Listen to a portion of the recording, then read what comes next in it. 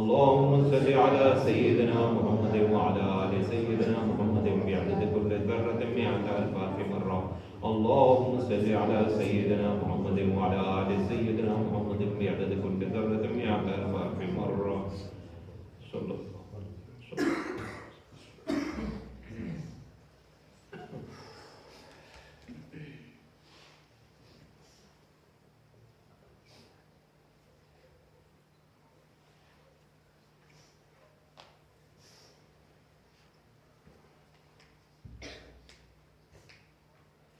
أعوذ بالله من الشيطان الرجيم. بسم الله الرحمن الرحيم.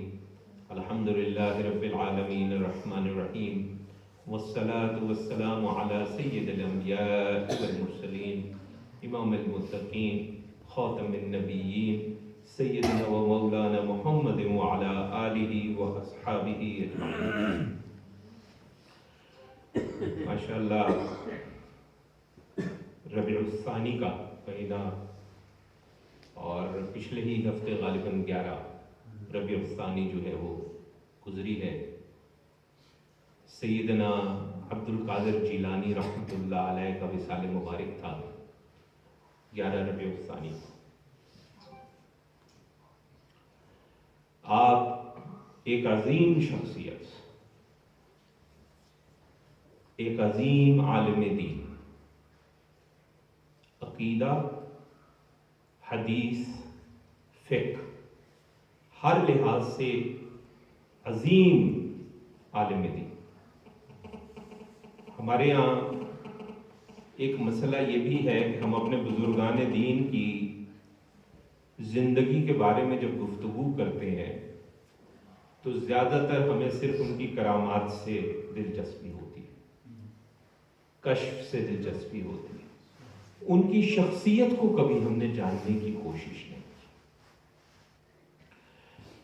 شخصیت کو اگر جاننے کی کوشش کریں تو پھر آپ کو پتہ چلتا ہے کہ ہمارے بزرگان دین جو ہیں انہوں نے دین اسلام کے لیے کیا کیا کوششیں کی ہیں. یہ کرامات جو ہوتی ہیں نا، یہ مسلمان کے لیے نہیں ہوتی، یہ غیر مسلم کے لیے ہوتی ہیں. جس طرح نبی کا معجزہ جو ہے وہ منکرین کے لیے ہوتا ہے، ماننے والوں کے لیے نہیں ہوتا ہے. جو مانتا ہے اس کو کسی معجزے کی ضرورت نہیں ہے، جو مانتا ہے اس کو کسی کرامت کی ضرورت نہیں ہے. میرے شیخ سیدنا محمد ریاض الحق قریشی رحمۃ اللہ علیہ ایک دفعہ، میرے پیر بھائی ہیں جو بڑے چہیتے تھے، انہوں نے ماں جی سے، ان کی بیگم جو ہے، انہوں نے ماں جی سے کہا کہ اماں جی آپ تو ان کی شریک حیات ہیں، آپ نے اپنی زندگی میں بھی کوئی تو کرامت دیکھی ہوگی. اب اللہ کے ولی کا گھرانہ بھی پھر جو ہوتا ہے نا، وہ ولی ہی ہوتا ہے.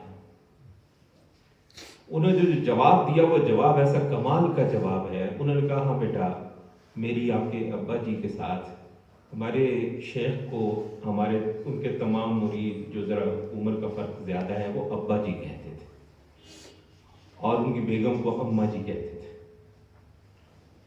تو انہوں نے کہا کہ ہاں جی آپ کے ابا جی سے میری شادی کو، اب مجھے وہ عدد یاد نہیں، غالباً 56 سال مجھے یاد پڑتا ہے، شاید کہا تھا انہوں نے کہ 56 سال ہو گئے، اور میں نے ان 56 سالوں میں آپ کے ابا جی سے ایک بھی نماز قضا ہوتے نہیں دیکھی.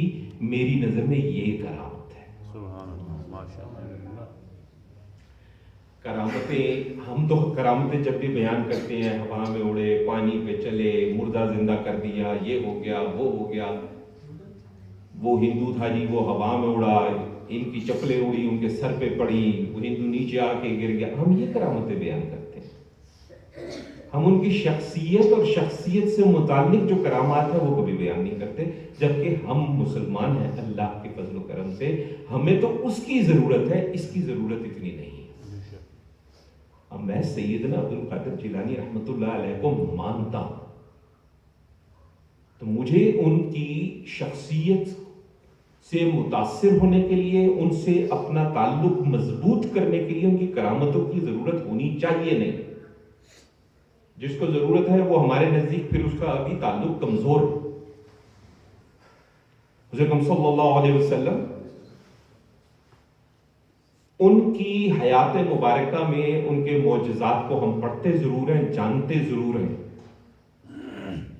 لیکن وہ اللہ کے رسول ہیں، اللہ کے حبیب ہیں صلی اللہ علیہ وسلم. بطور مسلمان میرے لیے یہ کافی ہونا چاہیے. لیکن ویسے ٹھیک ہے، پتہ ہو کبھی کہیں بات ہو جاتی ہے، تذکرہ ہو جاتا ہے، کہیں تذکرہ کرنے کی ضرورت پڑ جاتی ہے، اس کے لیے ٹھیک، اور تعلق مضبوط ہے، چلو اس کو تھوڑا مزید مضبوط کرنے کے لیے بھی مان لیتے ہیں. لیکن تعلق جو ہوتا ہے وہ انسان کی شخصیت سے ہوتا ہے، اس کے ایمان سے ہوتا ہے، اس کی کرامات سے نہیں ہوتا. تو آپ ایک عظیم عالم دین تھے، عقیدے کے عالم، حدیث کے عالم، فقہ کے عالم. اہل سنہ والجماعت، جن کو ہمارے یہاں سنی کہا جاتا ہے، اہل سنہ والجماعت اصل جو ہے نا اصطلاح وہ یہ ہے. سنی تو ہمارے یہاں چل پڑی ہے ایک بات. تو اہل سنہ والجماعت میں فقہ کے 4 بڑے مکاتب فکر ہیں جو اہل سنہ ہی میں ہیں. امام ابو حنیفہ رحمۃ اللہ علیہ، جن کے طریق پر میں بھی ہوں، آپ بھی ہیں. فقہ الحنفیہ کہلاتی ہے. امام مالک رحمۃ اللہ علیہ، فقہ المالکیہ کہلاتی ہے. امام شافعی رحمۃ اللہ علیہ، فقہ الشافعیہ کہلاتی ہے. امام احمد بن حنبل رحمۃ اللہ علیہ، فقہ الحنبلیہ کہلاتی ہے. اس کے علاوہ بھی ہیں، لیکن یہ 4 بڑے مکاتب فکر ہیں جو آج بھی موجود ہیں، اور دنیا میں بہت بڑی تعداد میں سارے موجود ہیں. سیدنا عبد القادر جیلانی رحمۃ اللہ علیہ فقہ الحنبلیہ کے طریق پر تھے.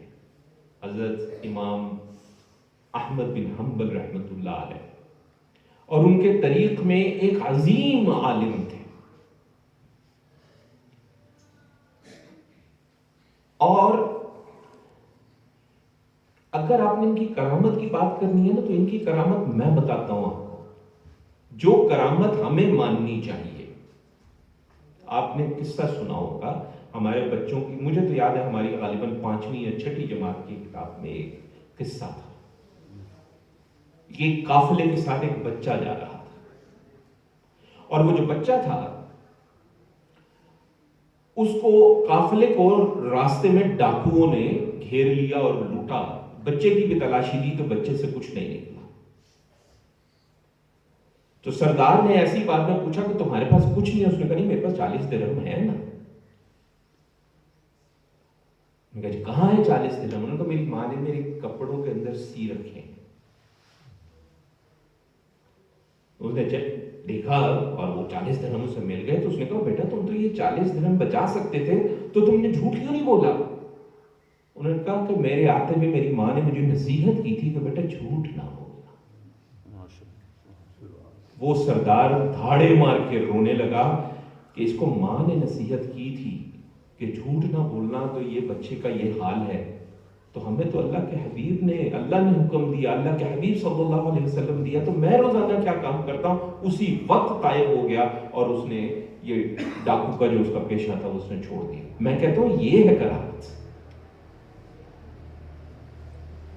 اس کو کہتے ہیں کرامت۔ آپ کی شخصیت، آپ کی ہستی سے لوگوں نے سیکھا ایمان کیا ہے اور کیسے دین اسلام پر ہمیں چلنا ہے، یہ ہے کرامت۔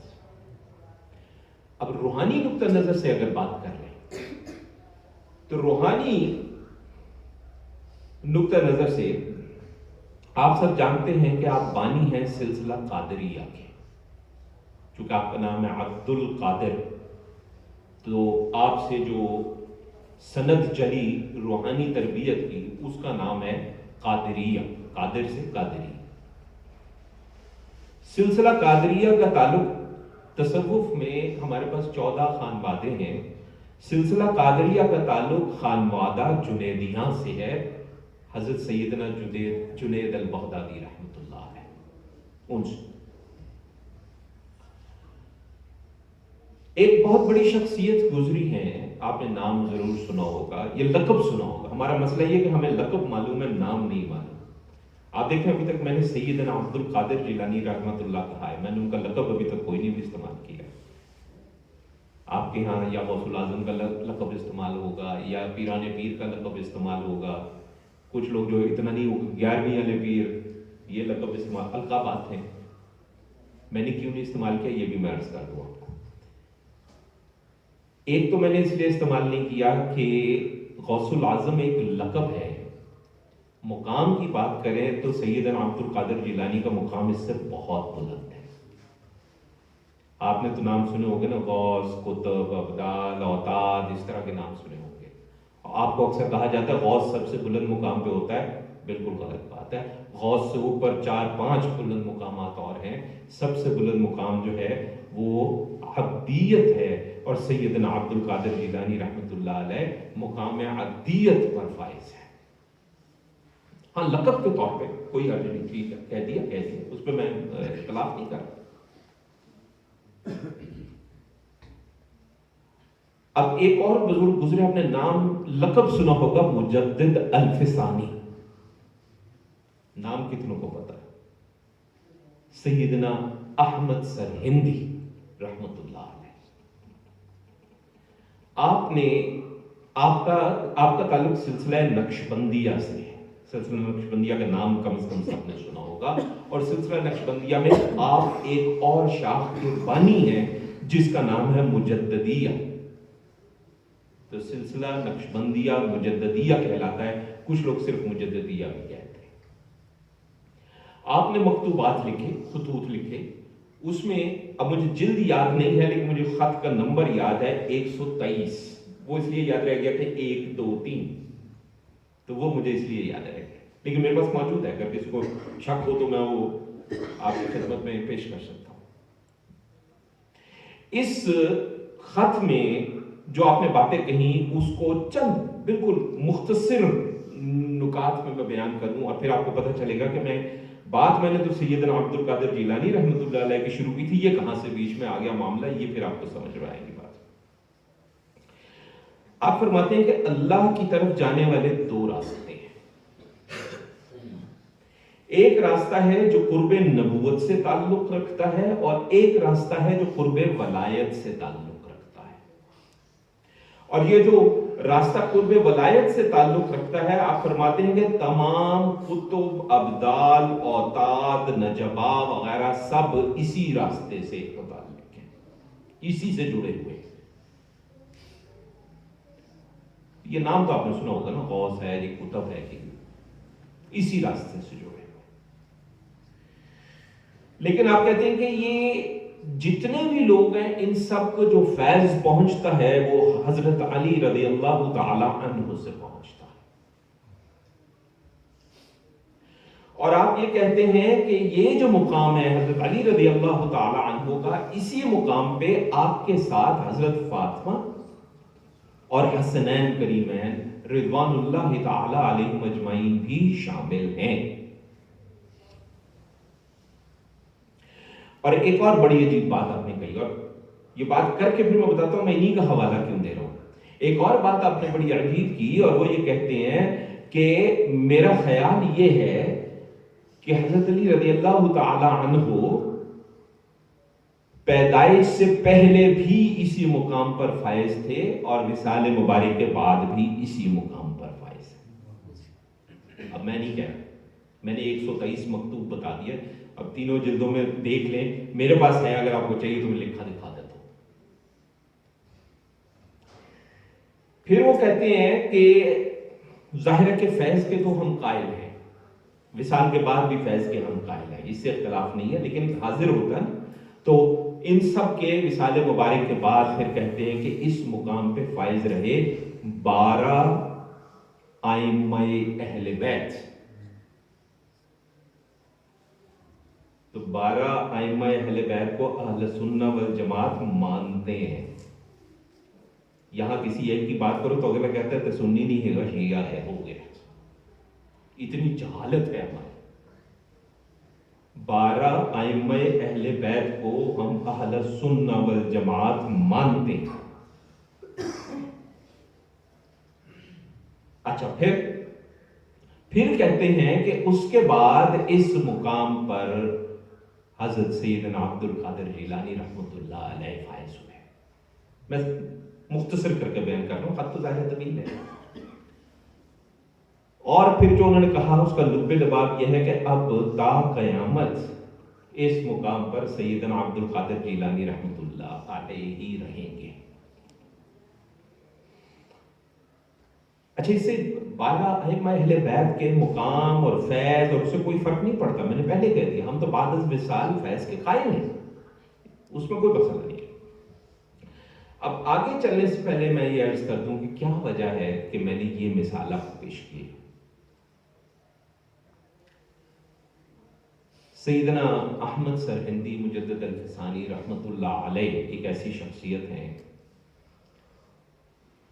جن کو چاروں بڑے مکاتب فکر اپنا مانتے ہیں۔ بریلوی مکتب فکر بھی کہتا ہے کہ جی ہمارے امام ہیں، ہمارے شیخ ہیں۔ دیوبندی مکتب فکر بھی کہتا ہے کہ ہمارے شیخ ہیں۔ اہل تصوف تو پہلے ہی کہتے ہیں کہ ہمارے شیخ ہیں۔ اور بڑی دلچسپ بات بتاؤں، اب یہ ایک اچھا خاصا جھٹکا ہو سکتا ہے کچھ دوستوں کے لیے، میں باقاعدہ نام ایک کا لے دیتا ہوں۔ نواب صدیق ایک بہت بڑے اہل حدیث عالم گزرے ہیں۔ یہ وہی اہل حدیث جو غیر مقلد بھی کہلاتے ہیں اور سلفی بھی کہتے ہیں خود کو، اہل حدیث بھی کہتے ہیں خود کو، بہت بڑے۔ انہوں نے اپنی کتاب میں لکھا کہ وہ تو ہمارے شیخ ہیں۔ میں نے اس لیے ان کا نام لیا اور ان کا مکتوب پیش کیا کہ چاروں یہ بڑے مکاتب فکر جو ہیں، چاروں ان کو اپنا شیخ مان رہے ہیں۔ اور سیدنا عبد القادر جیلانی رحمۃ اللہ علیہ کی تو خصوصیت کیا ہے، ان کو بھی سارے تسلیم کرتے ہیں، یہاں تک کہ یہ جو اہل حدیث حضرات ہیں یہ بھی تسلیم کرتے ہیں۔ مجھے خود ایک صاحب نے ایک دفعہ کہا کہ تم ان کو کیوں پیر اب نہ مانتے ہو، یہ تو ہمارے پیر ہیں۔ وجہ مجھے سمجھ میں آتی ہے، وجہ فقہ حنبلیہ ہے، چونکہ فقہ الحنبلیہ کے ہیں اور اہل حدیث حضرات کے جو معاملات ہیں وہ زیادہ تر فقہ حنبلیہ سے ملتے جلتے ہیں، تقریباً ویسے ہی ہیں، تو اس لیے وہ ان کو اپنا شیخ مانتے ہیں۔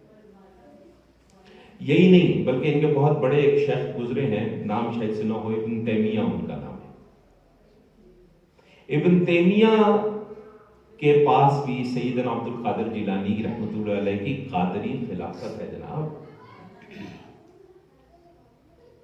ابن تیمیہ کو بھی دیوبندی علماء بھی مانتے ہیں، اہل حدیث علماء تو اپنا شیخ مانتے ہیں، بریلوی علماء میں تھوڑا سا اختلاف رائے ہے، کچھ مانتے ہیں کچھ نہیں۔ تو یہ دو شخصیات سیدنا عبد القادر جیلانی اور پھر ان کی گواہی یہ جو دوسرے ہیں سیدنا احمد سرہندی رحمۃ اللہ علیہ، اسی سے آپ اندازہ کر لیجئے کہ کیا مقام ہے سیدنا عبد القادر جیلانی رحمۃ اللہ علیہ کا۔ آپ نے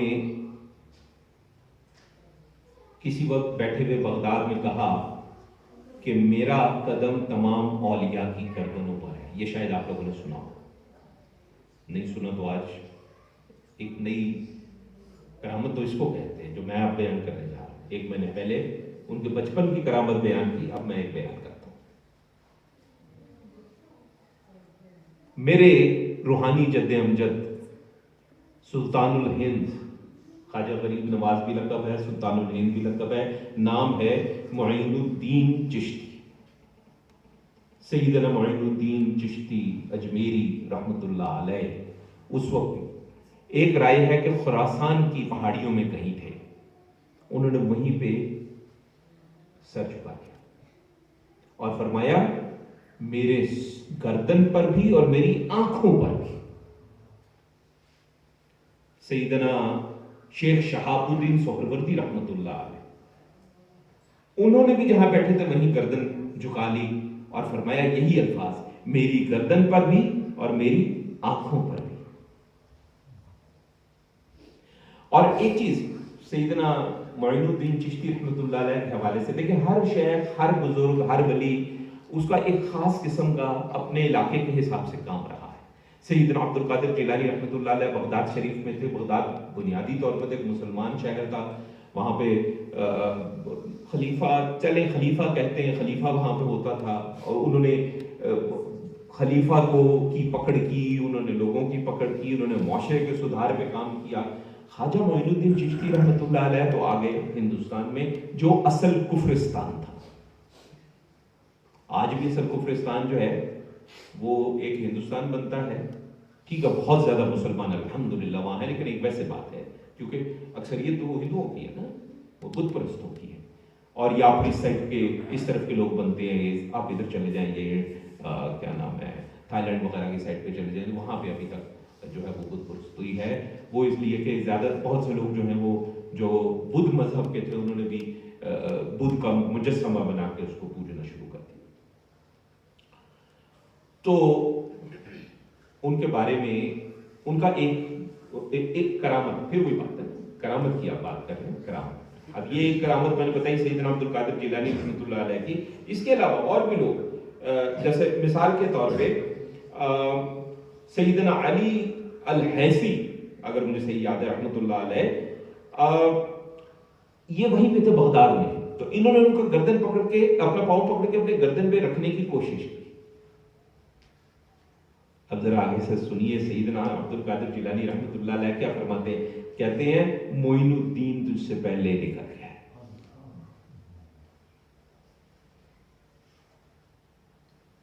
اور یہ معین الدین کون ہے؟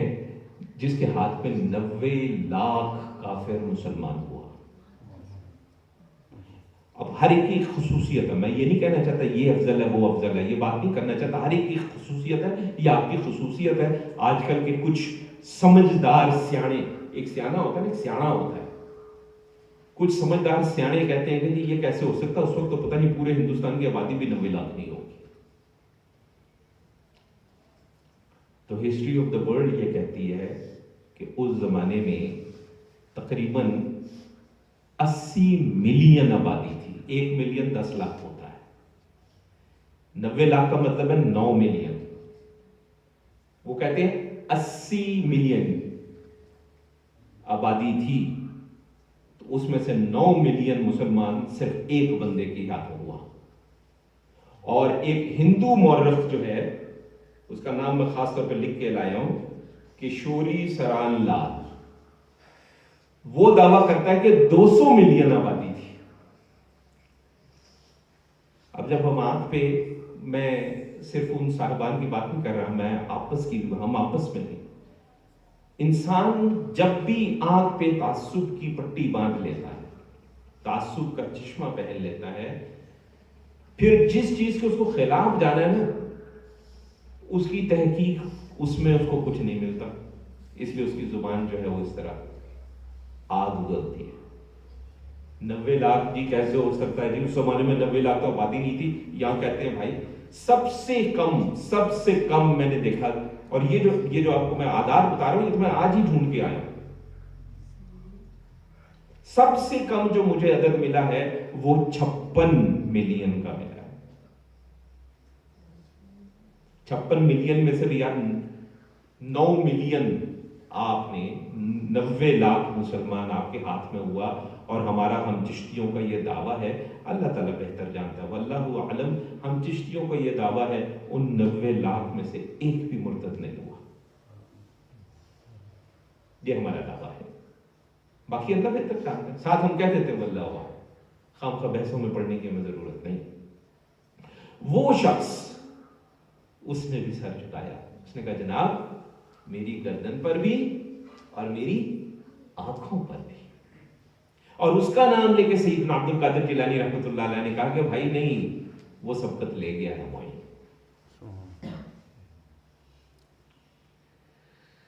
اب جو دلچسپ بات, جو اچھی بات ہے وہ یہ ہے کہ دیکھیے جو ایسی بزرگان دین ہیں جن کے دعوے اول تو بہت کم لوگوں نے کیے ہیں, کیونکہ اہل تصوف کے یہاں دعویٰ کرنا پسند نہیں کیا جاتا. جو دعوے ہوئے اس میں سے کچھ تو ہیں جو کسی خاص کیفیت میں تھے, اس کیفیت میں دعویٰ ہو گئے. کچھ نے دعویٰ کیا, جیسے سیدنا عبد القادر جیلانی رحمۃ اللہ علیہ کا یہ دعویٰ ہوا, لیکن پھر اس دعوے کو جملہ سلاسل نے قبول کیا. دیکھیں اگر صرف قادری مان رہے ہو تو ہم کہیں گے یار وہ قادری ہیں اس لیے انہوں نے تو نہیں ماننا ہے. وہ ادھر تو چشتیوں کا امام مان رہا. چشتیوں کا امام کون ہے؟ معین الدین چشتی اجمیری. تو چشتیوں کا امام مان رہا ہے. سہروردیوں کا شیخ شہاب الدین سہروردی. پھر بہت مشہور ایک, مجھے ان کا پورا نام یاد نہیں ہے, المغربی ان کے نام میں آتا ہے, میں نے شاید کہیں لکھا ہو لیکن مجھے میرا خیال ہے نہیں لکھا میں نے شاید. تو ابو مدین المغربی بہت بڑے شیخ تھے اس زمانے کے, افریقہ سائڈ کے. انہوں نے بھی سر جھکایا. تو یہ دعویٰ وہی ہے جو یا دوسرا بتائے یا سارے کو بھول گئے. آپ عقیدے کے معاملے میں اتنے سخت تھے, میں شرطیہ کہہ سکتا ہوں کہ آپ کی عقیدے پہ جو کام ہے اور جو تعلیم ہے اور جو تبلیغ ہے, ہمارے آج کے یہ پاک و ہند کے, میں کہتا ہوں 80-90% قادری فارغ ہو جائیں گے اگر سیدنا عبد القادر جیلانی رحمۃ اللہ علیہ کے جو عقیدے پہ فرمودات ہیں ان کو رکھا جائے تو. ایک دفعہ جناب نصیر صاحب بولڑ شریف کے رحمۃ اللہ علیہ, انہوں نے سیدنا عبد القادر جیلانی رحمۃ اللہ علیہ کے فرمودات اکٹھے کیے. لوگوں نے ان پہ الزام لگا دیا سن ہی نہیں رہا. انہوں نے کہا جناب, پھر انہوں نے جواب دیا, انہوں نے کہا جناب ان میں سے ایک بھی بات میری نہیں ہے, یہ سب باتیں سیدنا عبد القادر جیلانی رحمۃ اللہ علیہ کی. بڑے سخت عقیدے کے معاملے میں.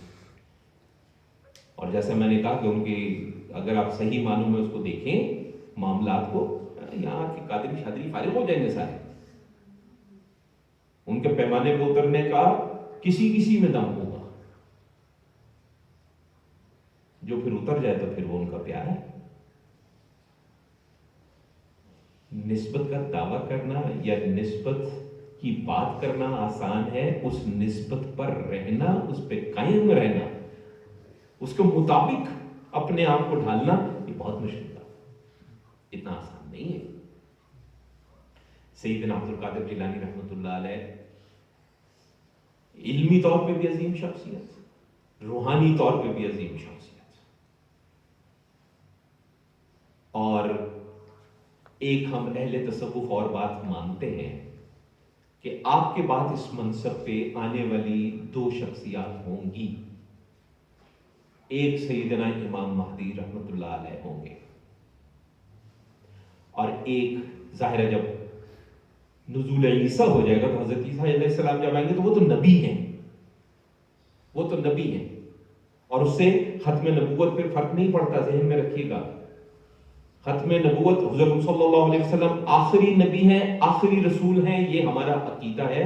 حضرت عیسیٰ علیہ السلام کا نزول جو ہے وہ اس سے ختم نبوت کو کوئی کسی قسم کا نقصان نہیں پہنچتا، کیونکہ آپ بنیادی طور پر حضور صلی اللہ علیہ وسلم سے پہلے تشریف لائے ہوئے ہیں۔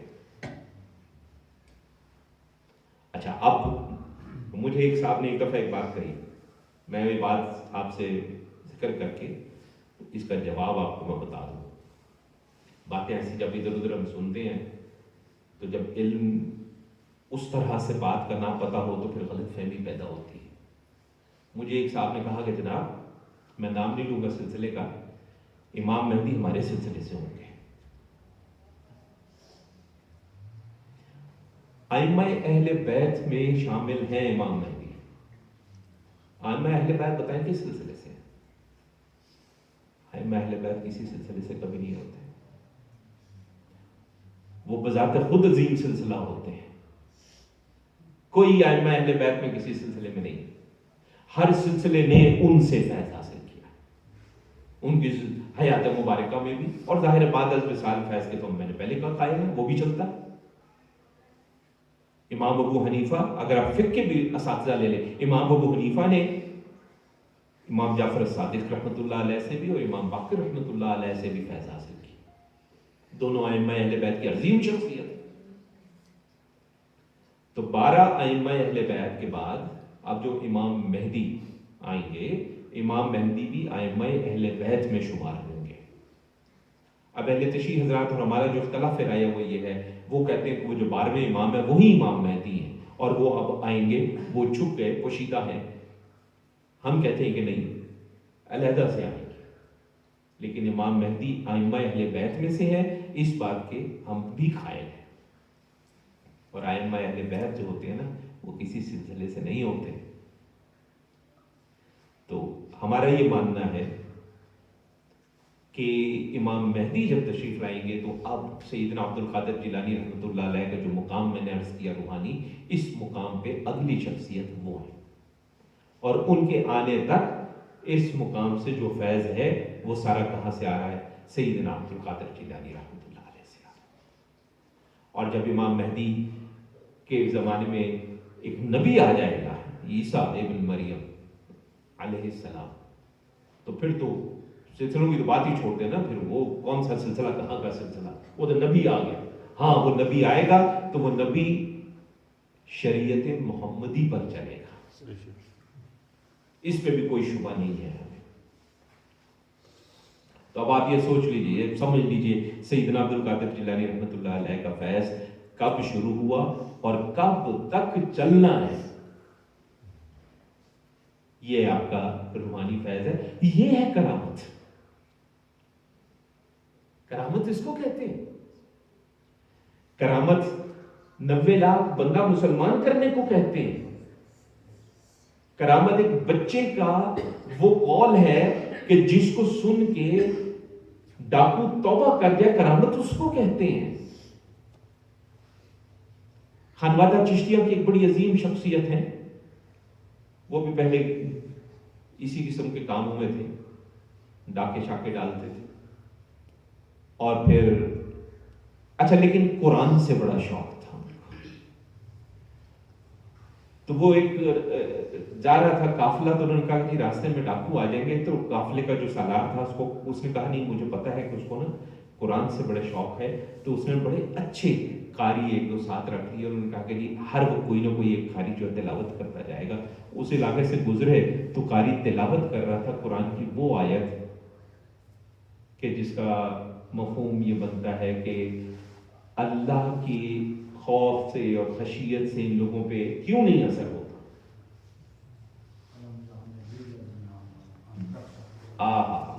بے شک بے شک، اس آیت کی تلاوت ہو رہی تھی، اور وہ ان کا تو اندر باہر ہل کر رہ گیا۔ اسی وقت توبہ کی، ساری زندگی کا حساب لگایا کہ کیا کیا کس سے لوٹا ہے، وہ سب کو واپس لوٹایا، سب سے معافی طلب کی، معافی مانگی۔ ایک بندہ معاف کرنے کو تیار نہیں تھا، اس کے باہر بس بیٹھ گئے کہ بس میں یہاں مر جاؤں گا لیکن معافی کے بغیر میں یہاں سے اٹھوں گا نہیں۔ سب سے جب معافی ملی تو پھر شیخ تلاش کیا تو اس کے ساتھ وقت گزارا تو عظیم اللہ کے ولی بنے. یہ ہوتی ہے کرامت.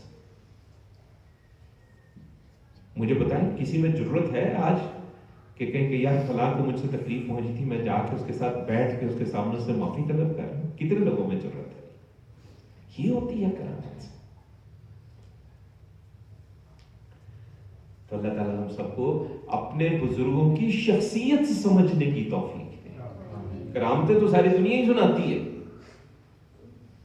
ان کی شخصیت سمجھنے کی ہمیں توفیق دے، اور اس شخصیت سے جو ہمیں سمجھ میں آئے اس کے مطابق اپنی زندگی کو بھی ڈھالنے کی ہمیں توفیق دے.